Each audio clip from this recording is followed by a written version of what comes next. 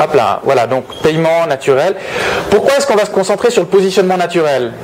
Parce que les gens, quand ils cherchent une information sur Internet, quand ils ne savent pas vers qui se tourner, généralement ils utilisent un moteur de recherche. Et généralement, dans la grande majorité des cas, donc dans à peu près 80% des cas, ils utilisent un moteur de recherche tel que Google.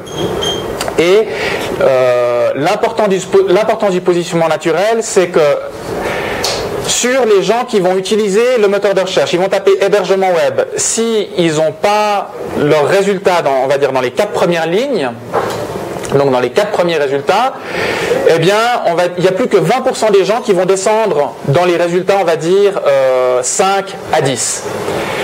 Et dans ces 20% qui restent, il n'y en a encore que 10% qui vont passer dans les résultats de 11 à 20. Et dans ces 11, donc c'est toujours ça rétrécit, ça rétrécit. Idéalement, vous devez vous positionner dans les 4 premiers résultats. Sinon, les gens reformulent leur recherche et vont voir si ça ne répond pas à leurs besoins, ils vont essayer de faire autrement.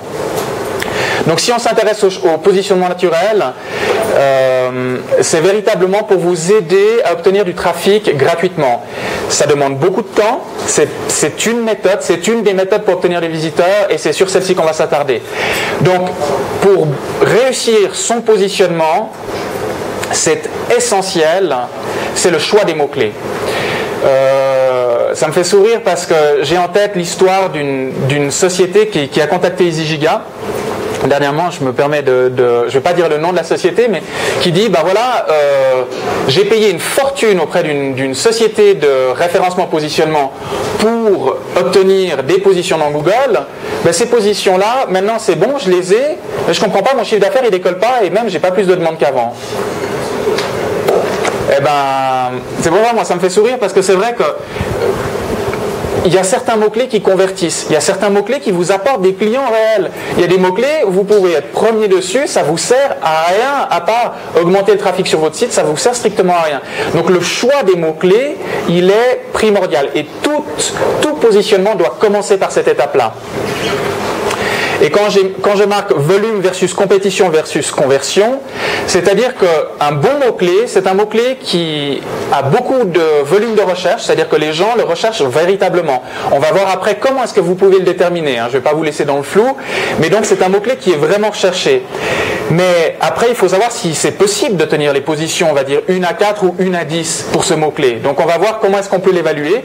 Et après, c'est pas tout d'avoir ces positions-là, il faut être sûr que si vous vous battez, si vous investissez du temps ou de l'argent pour obtenir ces positions-là, est-ce que ces mots-clés-là se convertissent véritablement en clients? Et ça, c'est un point essentiel. Vous pouvez avoir des mots-clés qui vous apportent un volume énorme, mais qui ne convertit pas. Vous pouvez avoir des mots-clés qui semblent idéaux, mais où la compétition est tellement forte que vous vous retrouvez systématiquement dans la 15e ou 18e position et automatiquement, vous aurez dépensé beaucoup de temps, beaucoup d'argent pour que ça ne vous rapporte rien.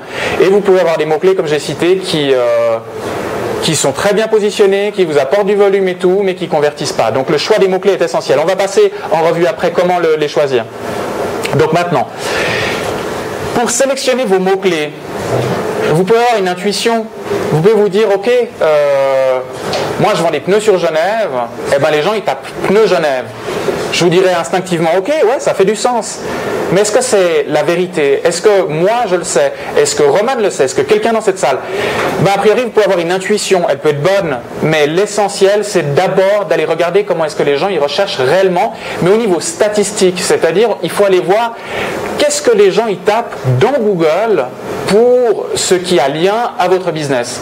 Donc, si vous travaillez dans l'hébergement, vous allez sur le site qui est gratuit, en l'occurrence, de Google, et vous allez voir dans leurs statistiques, par rapport, donc sur cette URL-là, l'adresse HTTPS, dans Google, en tapant donc cette adresse, vous allez arriver sur cette page-là. En tapant dans cette page-là, vous voyez dans le petit encadré rouge, vous verrez, vous pouvez définir selon la langue et selon le pays. Savoir que les gens qui sont en Suisse et qui parlent français ne recherchent pas forcément de la même manière que les Français qui sont en France ou que les Français qui se trouvent en Suisse. Donc il s'agit de définir quel est votre marché cible et par rapport à ce marché cible, voir quelles sont leurs habitudes de recherche. Donc là, vous pouvez modifier ces critères-là. Pour le mot hébergement, Ensuite, vous triez par recherche de février. Je ne peux pas m'étendre pourquoi, malheureusement, on n'a pas le temps. Et dans les recherches de février par rapport au mot hébergement, eh bien, vous voyez donc que les gens recherchent essentiellement le mot hébergement avec un accent aigu sur le premier E, qui est l'orthographe correcte, mais ça aurait pu ne pas être le cas, donc il faut être attentif aussi sur les pluriels, sur les accents, les espaces, etc. Ensuite, il y aura hébergement gratuit, et donc dans l'ordre du volume de recherche, pour hébergement, il y a 8100 recherches en moyenne par mois. Pour le mot hébergement gratuit, il va y en avoir 590. Pour le mot hébergement site, et ainsi de suite. Donc vous arrivez à voir clairement, au niveau du volume de recherche, qu'est-ce qui est le plus recherché. Donc ça peut déjà vous donner une idée où est-ce que vous voulez concentrer vos efforts. Donc là, dans ces mots-clés-là, par exemple, vous pouvez décider de vous concentrer sur le mot hébergement web. Pourquoi ? Parce qu'il y a 210 recherches par mois. Et puis, il va falloir tester la compétition pour chacun des mots-clés qui vous semblent pertinents. Un autre point qui est important que j'ai oublié de vous dire, un mot-clé peut avoir un gros volume, mais ça peut ne pas valoir la peine de vous battre pour obtenir les positions. Ce que je veux dire, c'est que la personne qui cherche, par exemple, hébergement gratuit en 2e position, oui, il y a 2 fois plus de recherches que hébergement web. Mais est-ce que la personne qui cherche hébergement gratuit, c'est le type de client que vous cherchez ? Il faut aussi, ça paraît bête, mais il faut quand même se poser la question, pour chaque mot-clé, est-ce que la personne, elle cherche un hébergement genre hôtel ? Est-ce que vous voulez vous battre pour des gens qui vont chercher hébergement pour se loger ? Pas forcément, il faut quand même essayer de se battre pour des mots-clés qui font du sens dans l'optique de les convertir en clients. Donc, il y a le choix des mots-clés, on vient de le voir. Et pour le choix des mots-clés, il faut analyser la compétition. Donc, comment est-ce que vous allez le faire ? Vous tapez hébergement web dans Google.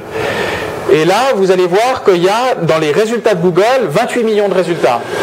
C'est beaucoup plus difficile d'obtenir une position dans les 10 premiers résultats s'il y a 28 millions de résultats ou s'il n'y en a que 100 000. Ça paraît logique, mais il faut faire attention donc au petit encadré rouge, voir combien de résultats. Ensuite, il faut voir quel est le volume de compétition au niveau des pubs payantes. Si vous essayez de vous battre pour obtenir des positions dans hébergement web, et investir du temps et de l'argent, et que vous n'avez pas l'intention de faire des pubs AdWords, donc des enchères payantes, eh ben, les 3 premières positions, elles sont déjà occupées par de la pub payante. Donc, si vous n'avez pas on va dire la 3e ou la 4e position, là vous voyez qu'EasyGiga, en l'occurrence, à la 4e position, selon les heures de la journée, ces pubs payantes peuvent diminuer, mais elles peuvent jamais aller au-delà de 3. Mais là, en l'occurrence, il y a une très forte compétition. On va le voir après comment l'évaluer aussi. 28 millions de résultats, des pubs payantes, 3 premières positions, plus sur le côté, déjà là, a priori, vous ne devriez pas vous concentrer. Sauf si vous avez l'espoir d'obtenir une des 4 premières positions, ce qui est le cas d'EasyGiga. Juste ajouter que c'est clair que là, dans ce genre de contexte où il y a autant de compétition, c'est clair que si vous avez peu d'expérience, c'est possible que les 10 premiers, voire les 20 premiers, ce soient des référenceurs professionnels qui sont derrière.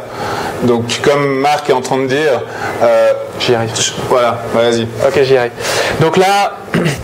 Juste pour, vous pouvez le taper sur internet, vous verrez, vous tapez hébergement web, EasyGiga sera en 2e position et EasyGiga fait également de la publicité dans les AdWords de droite. C'est des stratégies qui sont complémentaires, comme j'en ai parlé avant, il n'y a pas qu'un seul moyen d'obtenir des visiteurs et pour optimiser le trafic, il faut travailler sur tous les domaines à la fois.